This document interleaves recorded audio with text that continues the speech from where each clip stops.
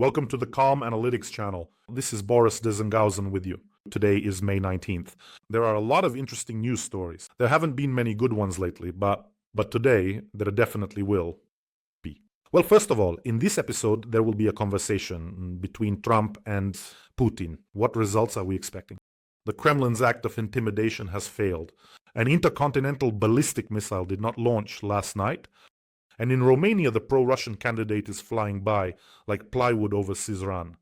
And also about new technologies and Russia's tactics in information wars, how they have once again reactivated their double program in European countries. All this and more will be interesting in today's episode. So, if this is your first time on this channel, be sure to subscribe so you don't miss future episodes. Let's get into it. So, at 10 hours a.m. Washington time, Trump and Putin have a scheduled phone call. It's 17:00 for us in Kyiv. And last night, an intercontinental ballistic missile was supposed to launch. Putin wanted to stage this kind of act of intimidation, but something went wrong. In fact, the GUR had already reported the day before that Russia was planning a training combat launch of an intercontinental ballistic missile that very night. Naturally, this is classic Putin-style intimidation, meant to exert demonstrative pressure and scare not only Ukraine, because at this point, it's hard to scare Ukraine with anything. Rather, it was meant for the EU and NATO member states. This show was for them. But something went wrong. They were supposed to launch an RS-24 intercontinental ballistic missile from the Yars complex.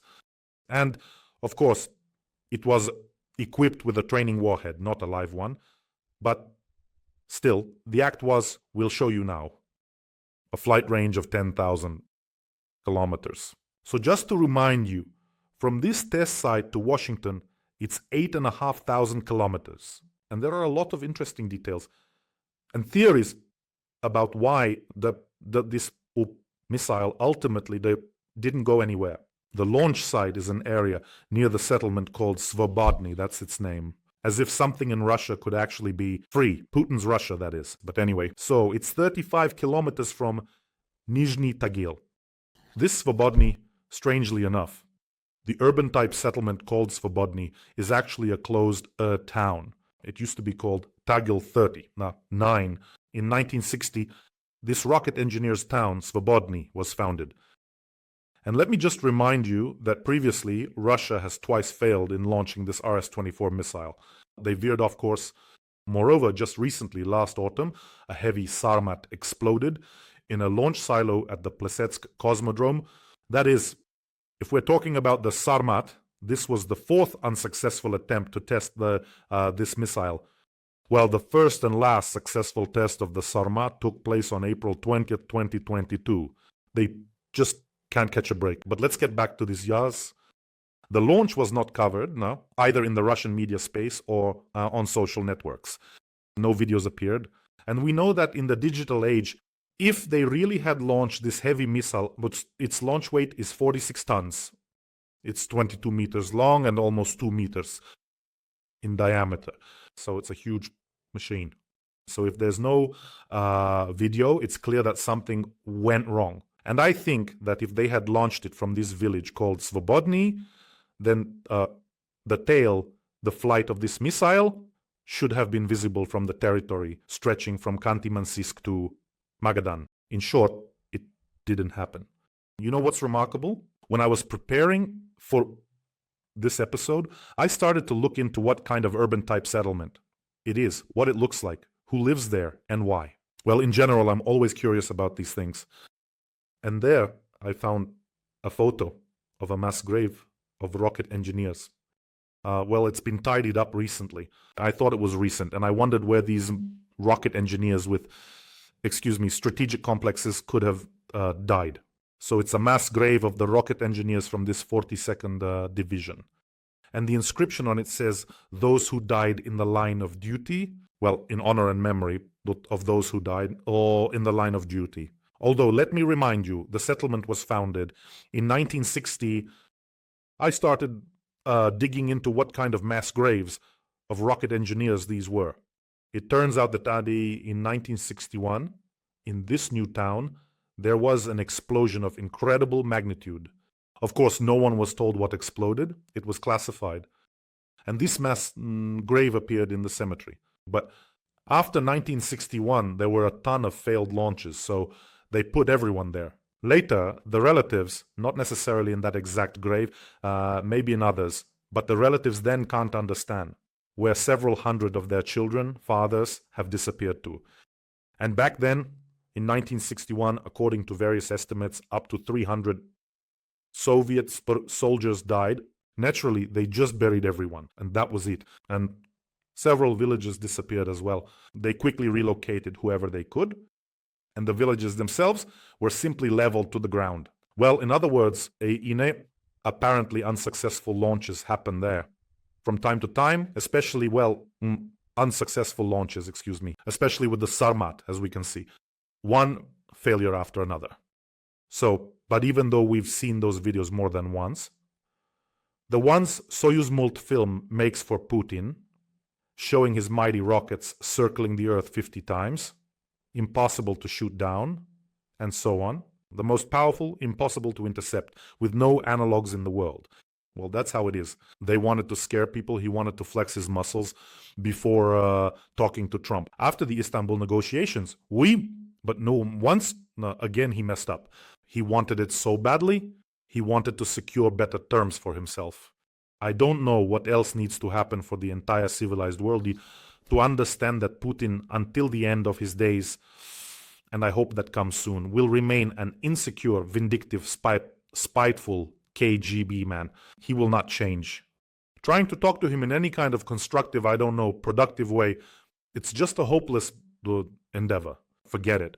He will always behave in an aggressively militaristic way, always pushing his pseudo-imperial policies. He will always need external enemies, absolutely, in order to justify internal problems. And he will always try to assert himself and dominate, but only over those whom he considers weak.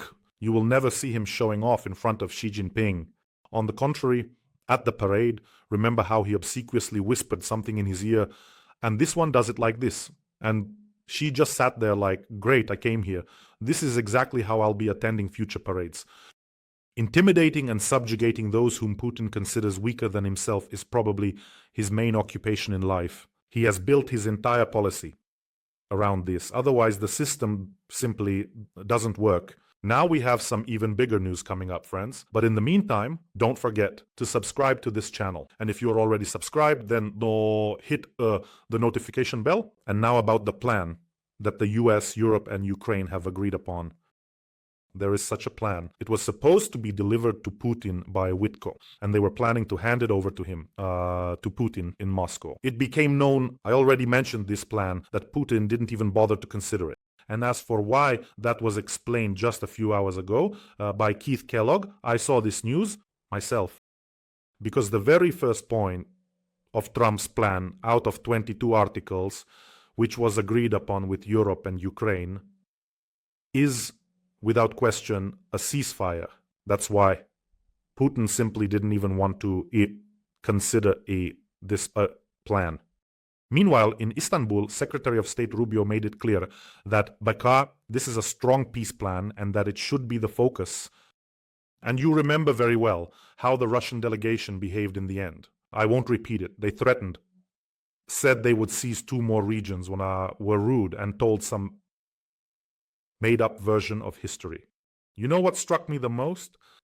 The Russians were demanding that we completely withdraw our troops from Kherson, Zaporizhia, Luhansk, Donetsk, and hand over Crimea. To them, in fact, all these regions in their entirety, as well as Crimea, to be recognized as Russian at the international level. In other words, they literally said the following: immediately withdraw your troops from the 4 regions we failed to capture, or else we will seize 2 more regions. But you can't even capture those. Where to? What exactly are you going to capture there? Medinsky is going to capture something, is he? I'd say more, but we have kids watching here sometimes. And now, friends, there's some news coming up that should just make Medvedev explode into tiny little alka-goblins. Yes, and he won't be able to pull himself together for a long time. an opponent of aid to Ukraine and a supporter of Donald Trump, has lost the presidential election in Romania. I think you've already heard this news. The leader of Romania's opposition party, Alliance for the Union of Romanians, George Simion, was defeated in the second round of the presidential elections in Romania. Although nothing was clear the day before, even the exit polls didn't make things entirely obvious. He had a strong chance of winning. Well, his opponent, the mayor of Bucharest, Nicu Șordan, congratulations to him on his victory, received 53%, that's 6.1 million votes, while Simion got 5.3 million votes. But friends, the fact that the pro-Ukrainian candidate, Nicu Șordan, won, that's a good thing. But a difference of 1 million votes can very easily shrink. After all, someone did cast 5.3 million votes for Simion.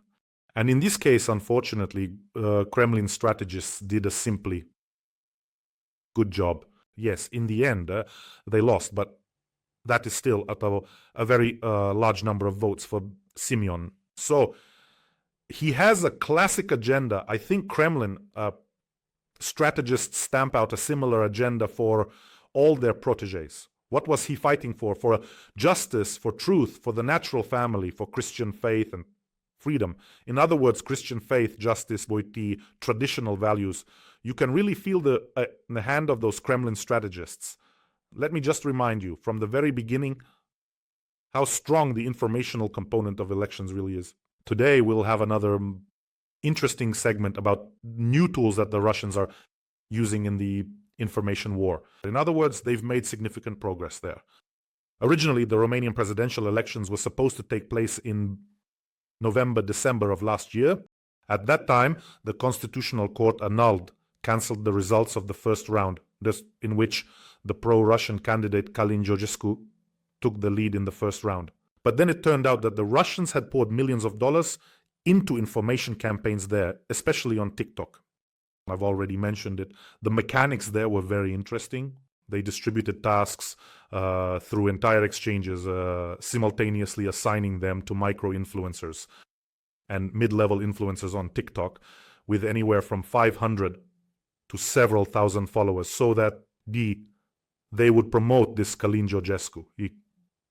The tasks were set and everything was automatically distributed and carried out. The money was deducted. Basically, they automated the whole process. They decided, by the way, this Simion, who lost, talked about his admiration for US President Donald Trump and even called his party Trumpist. So, as I understand it, they decided to act here, partly following Orban's template. Meanwhile, the victorious mayor, Dan, supports full backing for Ukraine, Kyiv's accession to the European Union, and maintaining sanctions against Russia. And after Dan's victory, those who voted for him took to the streets and shouted, "Russia, don't forget. Romania is not yours." This was reported by the Romanian publication, Hot News. So for now, unfortunately, Putin has managed to partially implement his plans to draw several European countries into his orbit and install pro-Russian governments there. Ideally, I think his idea is this.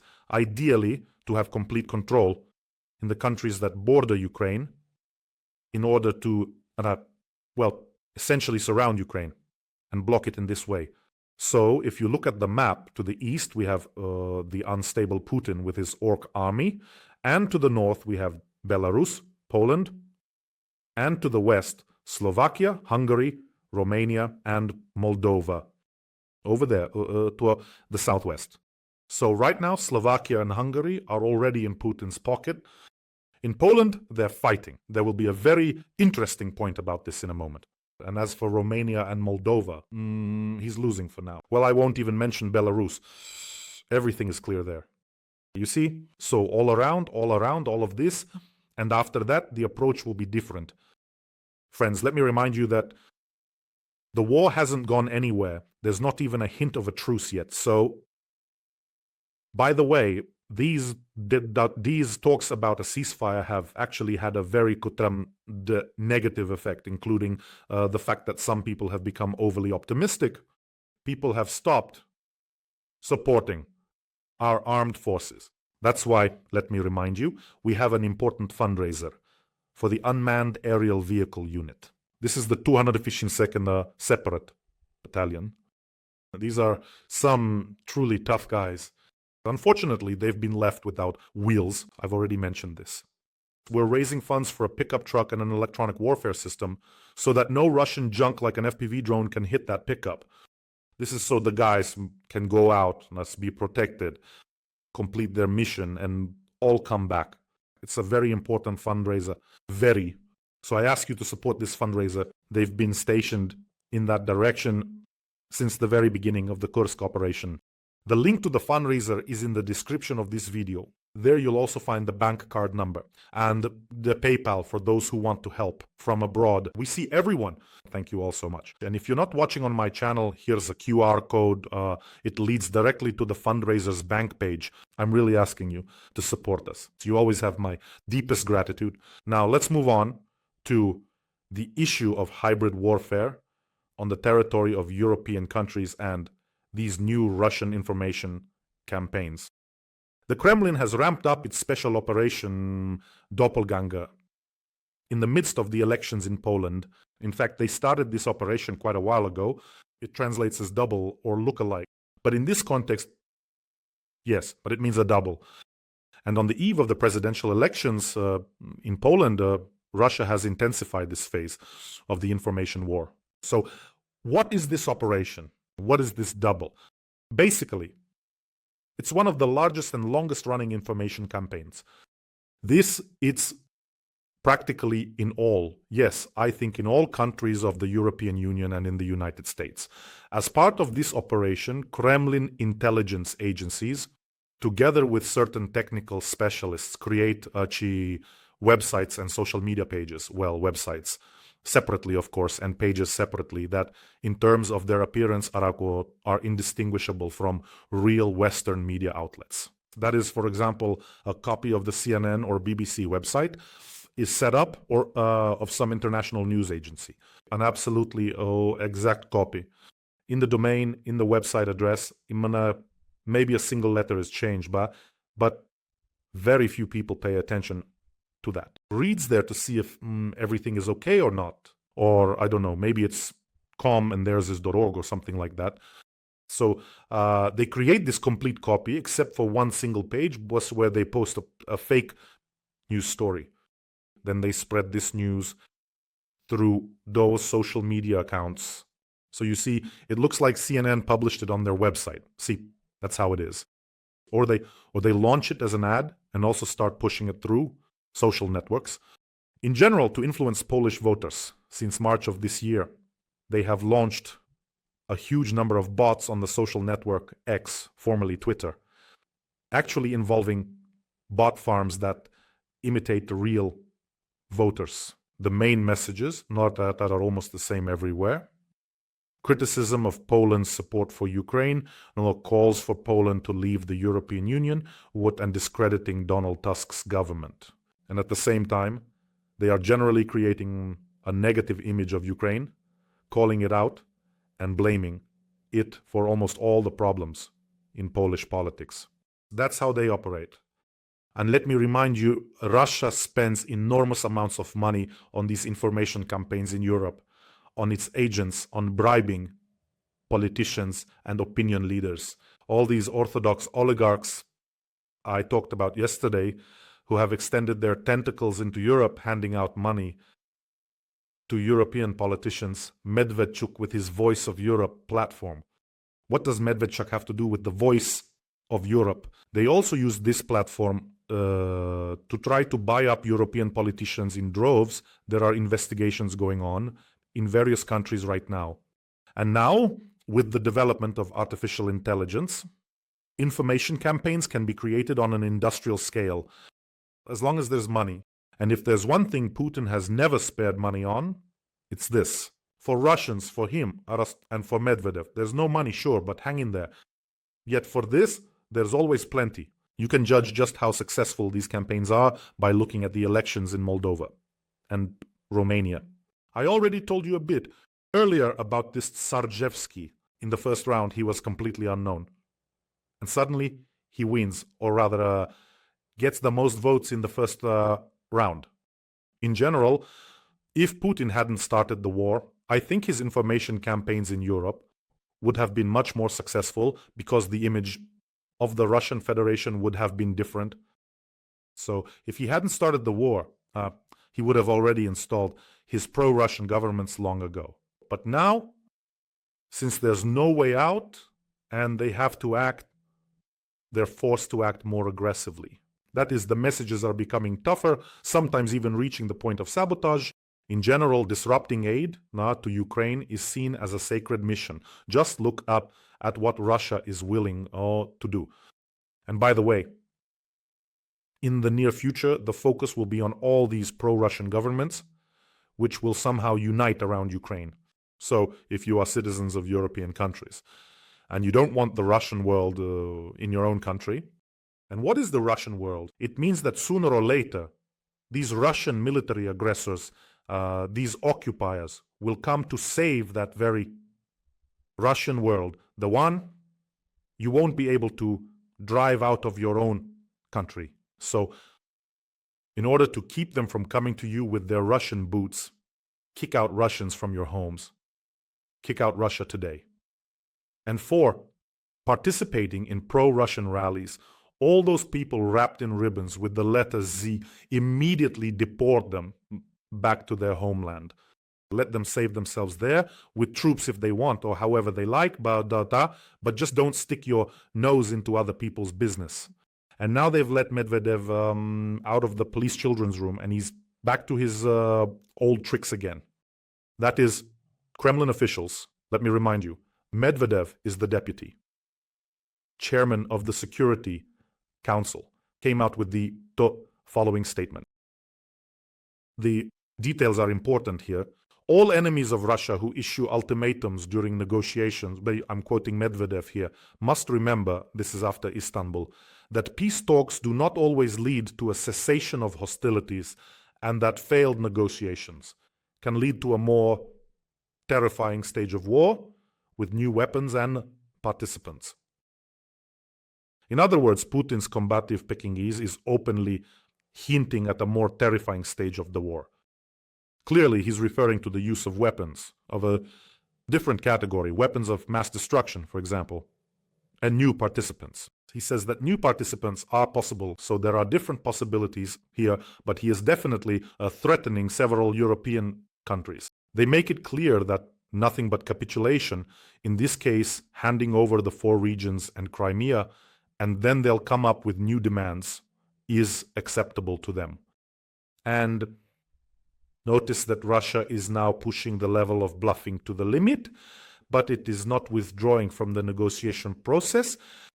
In fact, quite the opposite. So if everything were really as Medvedev, Medinsky, and whoever else say it is, Zakharova, Lavrov, that Russia can fight forever, then no one would be going to or participating in any negotiations at all. They are genuinely frightened by the real sanctions that could be imposed against them, especially given the current situation in the Russian economy. A couple of days ago, Rosstat published data. GDP growth has slowed down threefold compared to last year. Threefold. So when it comes to real sanctions, they are scared, they are afraid. Imagine if what Senator Lindsey Graham proposed, 500% tariffs on Russian goods, were actually implemented. That would simply finish them off. In just a month, you could watch as Putin, with his knees already worn through, crawls over and begs, please. But unfortunately, there are still some who want to do profitable business with Russia, extract rare earth elements, and have their eyes on the Nord Streams. So, of course, breaking off relations with Russia is not part of the plan, which is a pity. However, neither side will be able to drag this out forever. I'm talking about Russia and the United States here. They've reached the stage where both sides are doing the splits and just waiting to see whose pants will rip first. To put it another way, Trump clearly has the better hand in this situation. Overall, of course, it's all rather sad. Rulers simply can't govern adequately and stay sharp all the time. At 80. I'm not being ageist here, it's just the reality. of natural aging. Many people are right when they say that at 65 or 60, it's time for an honorable retirement. Want? Go ahead. Be an advisor. If you have life experience, if that's the case, by all means, be an advisor. No one is ruling that out. Quite the opposite. It's just that now one of them is only thinking about deals, and the other wants to go down in history as a great man, to hold on a bit longer. People should have sensed something was wrong with Putin a long time ago. Yes, right now I'm talking about the Russians themselves. When he started coloring his eyebrows with brown mascara, or painting Leningrad, and filling his cheeks with Botox. That's it. The old man is done for. In other words, that's it. The hyaluronic Führer has lost his marbles. He should be retired, or at the very least, I don't know, immobilized and put in a mausoleum. Let the pioneers come and look at old man Kabayev. And now there will be news about the Estonian tanker that Russia has detained. Moreover, the situation in the Baltic Sea is really escalating. But before that, a little attention exercise. Take a look right now at which channel you're watching me on. The channel name is right here under the video. Most likely, at least half of you are definitely not watching on my official channel. Mine is very simple. It's called Boris No Tizengausen. Well, a lot of channels do upload my videos. There's nothing wrong with that, but I recommend you subscribe to the official channel. It'll only take you a few seconds. Just type Boris Tizengausen in the YouTube search. My channel will pop up duo, and you click the subscribe button. That's it. We'll be together. And about the tanker? Russia has detained the tanker Green Admire, which departed from the Estonian port of Sillamäe and was passing through Russian territorial waters. Bloomberg reports this. This incident occurred 3 days after Estonia attempted to stop a Russian shadow tanker in neutral waters. They wanted to check the documents. The crew did not respond. They started to flee, and Russia sent its Su-35 to guard this shadow tanker, which, by the way, violated NATO airspace for a moment and then escorted the tanker further to the port. So Russia decided, oh, so you're going to fight our shadow fleet? You're going to interfere with us circumventing sanctions? Well then, we'll start detaining your tankers. Moreover, this vessel that was leaving was passing through Russian waters because there is an agreement between Estonia, Finland, and Russia that ships travel through these waters, because in Estonian waters there are shallows and navigation is much more difficult there. And the Russians are saying, well, if you want to inspect something, if you want to interfere with us, circumventing sanctions, we'll just blatantly detain your tankers. But I probably wouldn't even have mentioned this news in this episode. The issue is that the fight against the Russian shadow fleet is being conducted in a rather strange way. Literally, as he was leaving office, Joseph Biden suddenly not imposed sanctions against 100 Russian tankers just now, a few days ago, and in the 17th package. New tankers will be added to this sanctions list. Moreover, companies that help circumvent the sanctions, as well as companies involved in insurance, will also be included. Only now is this being done. And in general, let me remind you that all the tankers transporting this oil and selling it above the price cap from the northern port, Ust-Luga, through the Baltic Sea, all of them pass through the Danish Straits. These are very narrow bottlenecks where it would be extremely easy to catch them. And by the way, I don't see Greta Thunberg anywhere protesting against these old tankers. No, some of them really are old. What would happen if thousands and thousands of tons of oil or oil products were to spill? What would happen then? Where is Greta? Where are you? Show yourself. So, action is needed, but still, it feels like the backbone of the Russian shadow fleet could have been broken much, much earlier. Let's hope that better late than never. But this late moment also has to come. And you, friends, take care of yourselves, take care of your loved ones, and support the fundraiser if you can. Check whether you are on the official channel. Wishing us all a peaceful day. And of course, glory to Ukraine.